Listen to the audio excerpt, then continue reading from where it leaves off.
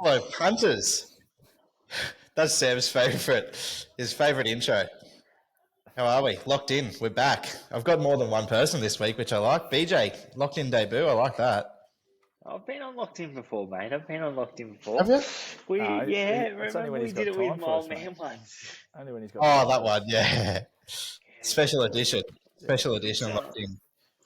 We're not a special network like TAB or Racing.com or something where the big players play. No. That's right. I'd like to be on this show every week. It's just busy, mate. Busy in the night times. Yeah. Need to refresh my mind in the night time, That's right. Switch off. Gav, you look refreshed or fresh, nice and cold out there. Mate, it's ridiculous. I live in the west of Sydney, and I would think I live in the middle of Jindabyne at the moment. It's nuts. And I've been kicked out of the house by the missus because the kid's asleep. So I've got no choice but to rug up and get out here for a good cause. The leg up. Yeah. Geez, we must have gave you a big shirt because you've got some layers underneath that. You've seen me, mate. You know how big my shoulders are, so it's fine. Still dirty. You haven't brought me out a singlet yet. We don't have singlets. So. I know. I haven't even got a singlet, mate. You just cut them off. No, I'm gonna recycle a couple of the first season leg up shirts into singlets. Oh, we'll send you some t-shirts. We were going to get some this year. We're going to get some pink ones, but I don't know what happened there. I don't know. Maybe it got to winter and we hadn't got them yet. So next summer. That'd be nice. What do we got? We got 3 races this week. Last Group 1 of the season too. The Tatts Tiara up here at, I was going to say sunny Queensland, but it's been raining tonight. The Healy Stakes and then Civic Stakes down in Sydney. Your neck of the woods, Gav, and well, I suppose BJ too. You like to bet in Sydney. You don't know what you're missing out on up in Queensland, but 3 nice races. So, how's the week been? Firstly, BJ, a few winners for members over was it Sunday? Yeah, it's been okay. Today was rough, but it's just been a month of $2.30 into $1.75 and then getting rolled. So you have those times, but I guess we've probably gone 0 from 4 of our last ones like that. So we'll turn that around and go 5 from 5 soon. Fingers crossed. Gav, State of Origin last night, mate. I'm going to just rub salt into the wounds while I've got a couple of blue bags on the show. I'm in the Queensland jersey. I haven't taken it off. But what did you make of it, mate? This might be your first locked-in question. If Freddie gets the sack, who's the new Blues coach? Oh, you know what? I've been racking my brain all day trying to think about that because I think Freddie's got to go. And it pains me to say that because Freddie's probably my all-time favourite player. He just hasn't worked out as a coach, so I'm conflicted. He just got rocks in his head. I can't understand some of his decisions, but it is what it is. Next coach, it's got to be someone that's not coaching at the moment, isn't it? So it rules out. For a while there, I was throwing around the idea of Desi Hasler, but that's ruled that out after today's announcement, going to the Titans. Yep. So I don't know. Who's another bloke? What about Matty Johns or someone? You know what? I'd like to see Andrew Johns. Imagine Matty Johns and Andrew Johns assistant coach. Co-coaches. But Joey keeps saying he doesn't want to do it. I reckon it might be someone like maybe Paul McGregor. Yeah. Someone like that. How does that work? You get the sack from your club, so you get a rep job. Yeah, I don't know how it works, but he's been in camp with Freddie. You know, I did see him there. He could definitely take over for the last game, but ex-player that's been in the system. You know, that seems to be the way they roll with it. So I'll sack him.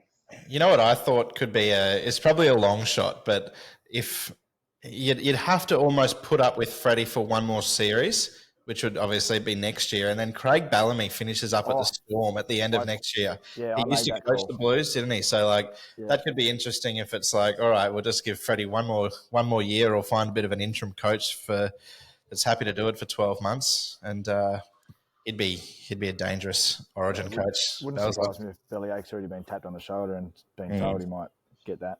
Yeah. Oh, it'd be nice. We just make some terrible selection errors, so they just need to sort that out. It's he doesn't seem to have a plan. He doesn't seem to have a plan. Not enough Melbourne players. I think so too. Mark has to go. I think Tedesco's got to go. I think he's not. He is a good fullback, but it's not in the structure that we played now. Like he's not the same fullback as Turbo or Latrell would play in the role for the Blues. So I think he has to go 100%. Tend to agree with you, mate. Yep. Well, that's the TLU Sport podcast done for the week, and we'll get stuck into Locked In now, hey? Well, we got we'll kick off in the Tatts Tiara. Opal Ridge, your favourite over the 1400 weight for age there at Eagle Farm. It's race 7 on the program.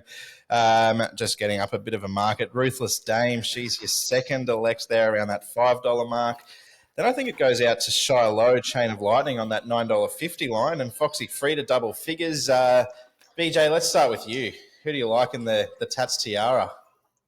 Yeah, I'm going to lock in one at a bit of rough odds here. I think Electric Girl can win it. She's trialled super. She won off a similar break first up last preparation, beating the likes of Maria Mia, who went on to win a Group 1. There was multiple group winners out of the race. That was over 1,300 metres. This is 1,400 metres. I'm just worried about that buzzer coming in. But, I think she just maps to land right behind the speed and she can run a race. You're worried about the buzzer at about the 20-second mark there, but I don't have a clock in front of me, so it doesn't work well under pressure, Blakey. I've seen him in many real life pressure situations. He crumbles. Yeah. So I got nervous when that buzzer. I don't want to get buzzed. You need me to hold it like that. Yeah. Oh shit! Gav. Maybe I'll get my phone out. Yes, mate. What can I do for you? Tatts Tiara, who do you like? I think I'm a little bit of Timmy Two Bets here.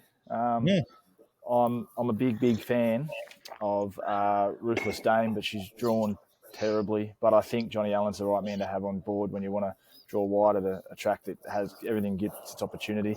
But I was really impressed with the run of Chain of Lightning coming through the Stradbroke as well. I thought 4 wide up on speed. I think drawn better today. They both come through the same form lines. They both come through the Sangster via the Stradbroke. I think they're the form lines you've got to take. Drawn better Chain of Lightning. I think at the price $9.50 and the $5 for Ruthless Dame. I'll be backing them both. Got Ruthless Dame just on top, but I'll be backing them both. Beautiful. Scraped in too. I'm keen on Shiloh. I think she brings the sort of different form away from the Stradbroke, away from the Dane Ripper. Comes through the Kingsford Smith Cup where she was beaten 2 lengths by Think About It, Rothfire, that's your Stradbroke, Quinella, and Converge was really good from the back. So I'm with her. She's been set for this. But I don't know where the locked button is. What have we got? We used the drum roll last week.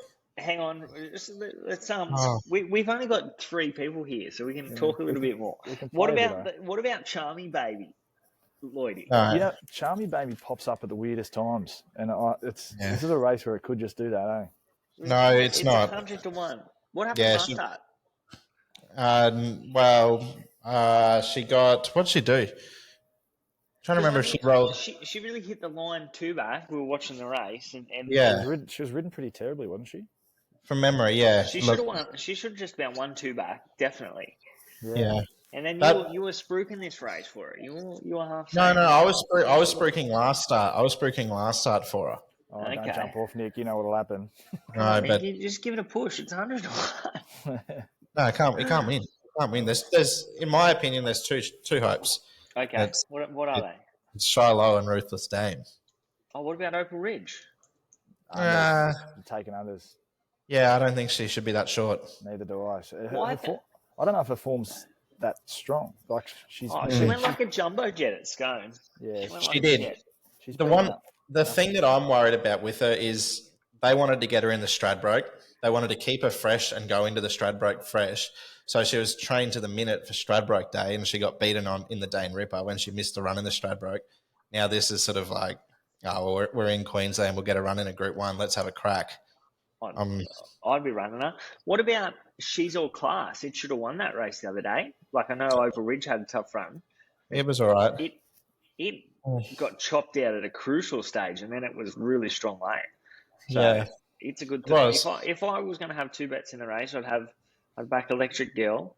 She's All Class hasn't got any figures to win the race, but I think the market's always suggested that she can go to a different level, and that's potentially this race. Yeah. She was a $61 chance last start. That's concerning, but yeah, it's a good run.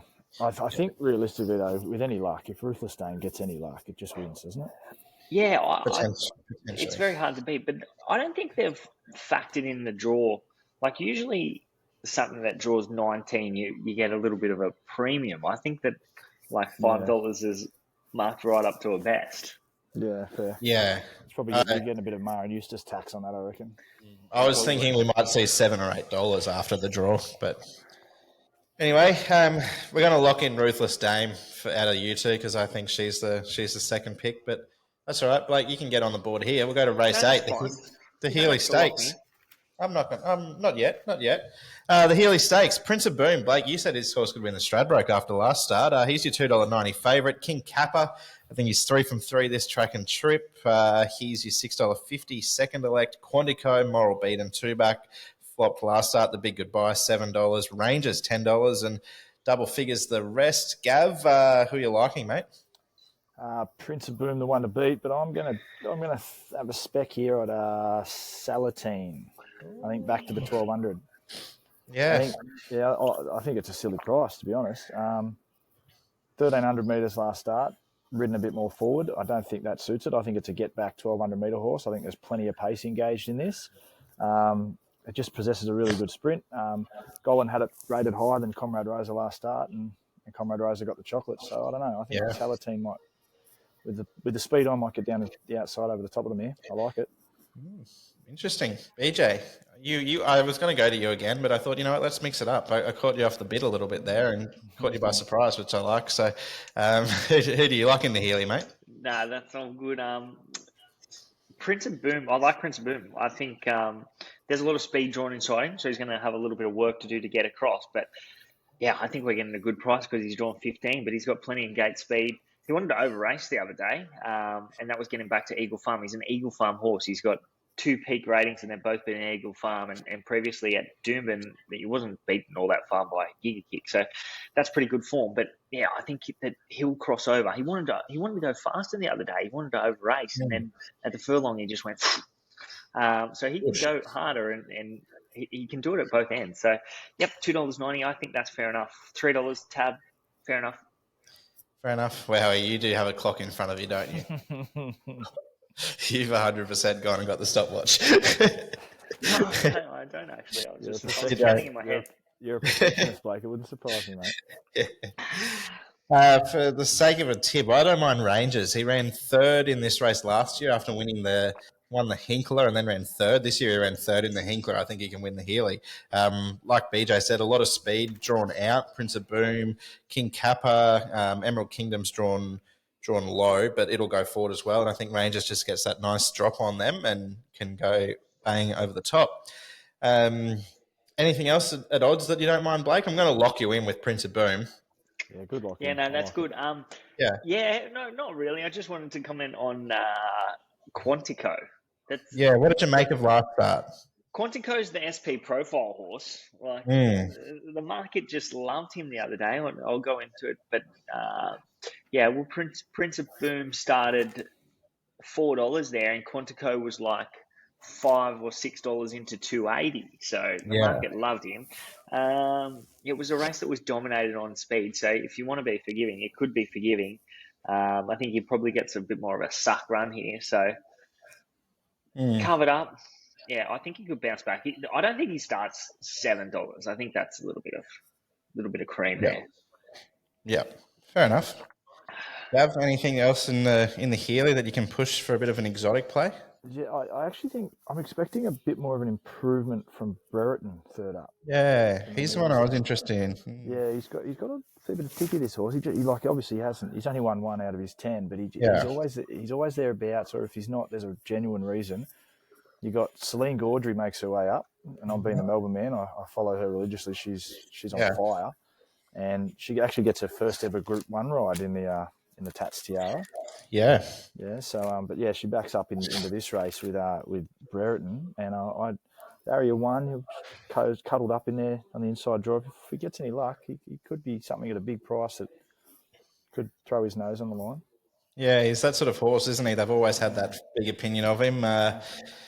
Yep. Well, we are locking in once this button works, if it works. Did you press it? Prince of Boom. Oh, I heard it. There you go. It's not very loud. No, I didn't even get it at my end. Didn't you? It just looks like maybe you're that's drum rolling in the air and just having a good time, Nick. Yeah. I'm just going through the...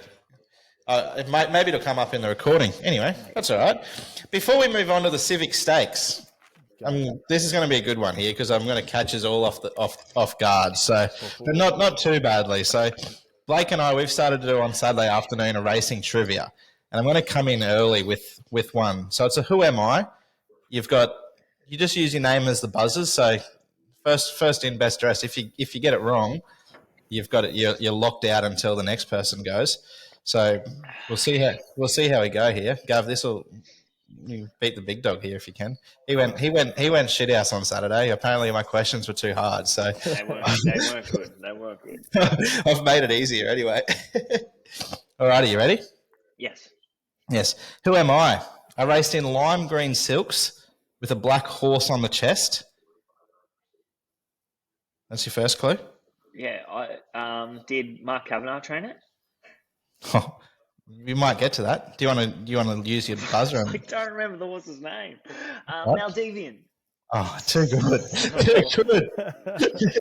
You're off your head. I actually backed in that Cox Plate. You won more. Yeah, so did I. So as soon as you said lime green, I went straight to Kavanagh. I'm like, who is it? Who is it? Who is it?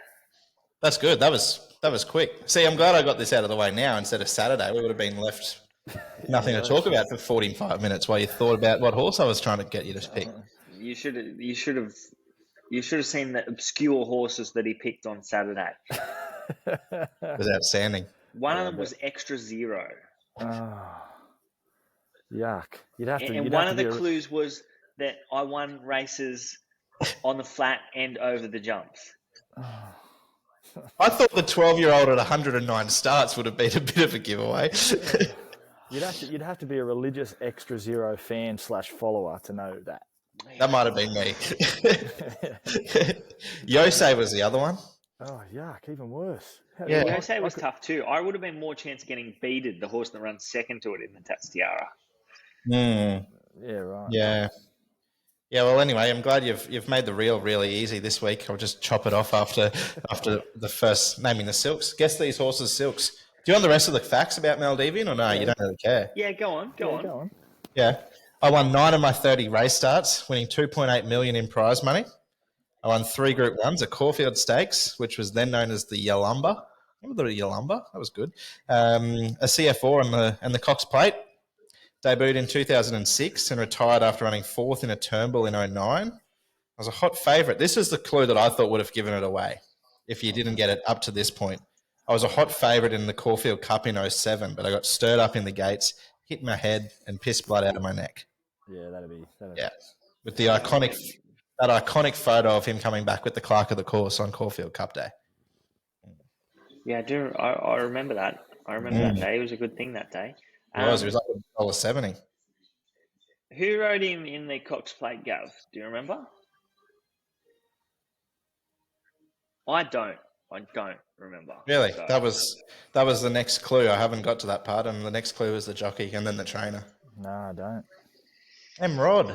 Oh, yeah, Michael Rod. Yeah, that's right. Right. Yeah, 100%. Yeah, Michael Rod. Yeah. And I used to back him religiously on get back horses. He's a freak. Yeah. He had such good balance. Yeah. Anyway. That was a good one, Lloydy. That was good. That was a bit better. That was good. That's about you want like that's major level, Group 1 winners. Yeah, I got told that Monaco Console was the lowest of lows that I could go, and Extra Zero ran second to him in a VRC derby. So that's all right. I'm looking forward to Saturday because there's a couple of other crackers for a little trip down memory lane, Blake. But that's not the purpose of this. We're going to the Civic Stakes, Randwick this week. Not that anyone really cares. Randwick race 8, Blake. You'll have a bet for us here for sure. Falls.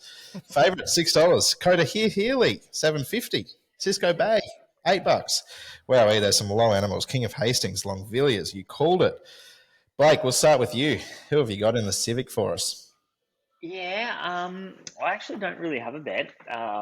not that keen on the race. I know I've only got 40 handy. seconds, but I'd be against Wahaha Falls because he's 42 days between runs. His best figures are over 1,200 metres, and I think 1,400 metres is a stretch for him. He did trial well, but I'd be against him. I think King of Hastings, if he can get into the field, I think he will. His first emergency. He should have won first up behind Lady of Luxury, and I know he hasn't produced his best in a long time, but his trials suggested that he was going to produce his best, and he had absolutely no luck. The second horse and him, they should have cornelled the race.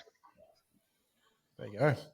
King of Hastings. He might be on a he might back up into the Glass House next week. I think he won it a couple of years ago. So great minds think alike, Blakey. Okay, wow. Yeah, well that's good. Yeah, well, King of Hastings, Caloundra, the Glass House. You're right, Nick. Yeah. I found King of Hastings too, but I just went looking for something else purely on the fact that I just might not get a run, didn't have a jockey booked. So yeah, it's fair. It might not get in. So for the purpose of this, I just went looking elsewhere, and I couldn't go past the win of Cisco Bay last start. I thought it was very impressive where it came from. Got over the top of them. It's been racing in probably, I don't know, maybe the tougher company than this. Sits in the middle of the weight range, and I just think with this sort of field, something will be going silly up front, and it'll probably get a similar card into the race and could finish right over the top of them. I think Randwick will play fairly enough for those at the back to get over them. And I want to have a little bit of a spec on Waller's first up, Longvilliers or Longvieux or the French thing. I don't know if you've paid too much attention to his trials, Blake, but it's been pretty nice. Yeah, I did see its trial. I think I backed it last preparation in that Ingham. Was it in the Ingham? Yeah, I reckon. Did you back it in the Ingham, or did you back it in like a 5 diamonds and it got? Oh no, it did run in the 5 diamonds. Yeah, I think you would have backed it in the Ingham's off that 5 diamonds. Off the 5 diamonds run. Because that 5 diamonds run was impressive. It was a good run in the 5 diamonds. Yeah, I do, and it has trialled well. Yeah, and it's had that preparation had that spell in Australia. Yeah. So. Definitely, you can definitely put it in, like, because it'll run well here. I don't know if 1,400 metres is too short for it, but I agree with you on Cisco Bay. If King of Hastings doesn't get in the field, he'll be my tip. It's a good setup for him. 28 days between runs, staying at 1,400 metres. Yeah, he's just a bit of a prick of a horse. He misses the start all the time. He gets out. He needs a good ride every time he goes around. Yeah, and I think Robbie Dolan knows him. Really Dolan's riding all right. Yeah, he is. I forgot what I was going to say there. What were we talking about? Longvilliers and 5 diamonds maybe. Ingham. 5 diamonds. French. Yeah, it's completely escaped me. Actually, no, I was going to say this race was really annoying for me because at the start of the week I wanted to back Kibu in the all-in market at $11. Missed the 11. The price went off. It went into $5 favourite. Then got balloted out. So there was a little bit of lucky he didn't get on. Silver lining that I missed the 11s. But one horse that I've sort of got a little bit of time for, as you called it, from the Chris Lee's camp, Danny Beasley on board. I actually had something on him to win the Stradbroke before his first up run, just in case he snuck in, because last prep he just kept sort of raising the bar. He went from benchmark grade to, from memory, he won a listed race or ran third in a listed race behind Emerald Kingdom and Rubamos. So he's been a little bit disappointing this prep, but it'll be his second run in Sydney. He drops 5 kilos from that last start there. At Randwick, he gets a dry track again. I think a few ticks. Danny Beasley, he rode a couple of winners from memory in town 2 weeks ago or 3 weeks ago. So maybe you called it can be the blowout here. Yep. If the race is run accordingly, but it'll be one of the ones back with Cisco Bay doing his thing, I guess. Started shorter than my tip out of the same race, Lloydy. So It won the 1,400 Eagle Farm listed Loft Knee or whatever. It's the low knee. Loch Knee. Yeah, it won that. Started $3 favourite ahead over Rubos. Yeah. I knew I was on something. Yeah. And then it ran third to Emerald Kingdom in the buffering. There you go. That's good enough. We'll have to get you a leg up beanie. Oh, that'd be hectic. Gav. Yeah. We got a Mugs beanie downstairs. Yeah, I actually had that on this morning, Lloydy. Did you? It's a good one. I like it. Yeah, it's good. Keep my ears warm. Yeah. Maybe I'll lock myself in. Yeah, why not? Why not? You called it. What price you get that you called it? Oh, it's around $13 or $14, I think. You probably need about 30, so let's be honest. The way I'm going, 30 should be nice. Yep. That's about it for us, isn't it? Short and sweet, mate. Love it. Short and sweet. But we still managed to get 25 minutes. Yep. Could have been 28 minutes if we had have got through the full Who Am I, but that lasted 4, which was nice. Yep. So I reckon around that sort of era, I'm going to be tough to beat with. If you don't say so yourself, eh? No, I don't say that. Yeah, I think you'll be doing it tough to beat me around. Like 3-time Group 1 winners around that era. Going to be tough to beat. Yeah, there's a bit of Rain Man about him when it comes to this stuff. I think we need, in all honesty, I'd be quite interested. Like you'd go into it favourite, but I'd like Sam to come up with the questions and us go head to head because I reckon it'd be interesting. You'd have the age advantage on me. The fact that you weren't in preschool. I think you'd definitely beat me in like recent times. But yeah, that I have trouble remembering the horse's name, but I remember the colours and what they won and stuff like that. Yeah. If someone says to me like, "Oh, did you see this horse win?" and I'll go, "I've never heard of it," and they'll be like, "Oh, it wore these silks," I'd be like, "Oh yeah, I remember that." Yeah, it's weird. Bunch of nerds. Yeah, definitely. We'll leave it on that. Hey, good luck on the weekend, boys. You'll be see you in the office tomorrow, Blake. Got to go dive into this Caulfield form on the bowling green. They reckon new track. That's what they're saying. Oh, there hasn't been much noise around Caulfield being back. No, they're saying a few track walkers and a few of the experts reckon it's like an absolute bowling green. So what does that mean for us? Does that mean that? I don't know. That depends on speed or. Yeah, well, they're predicting they've got really strong northerly winds coming in, and they reckon. And Caulfield's a track you don't really want to be leading when the northerly winds are on. So I think you want to be looking for things sitting in behind the speed with a bit of cover on Saturday. Three wide line with cover and slingshot off the turn and just go whack. 100%. Wow. I can't wait. All right. Deal. Hey, Funners. Good to see you, Funners. Get back in. Yeah, good to see you guys. I'm excited for you to come up to the Gold Coast and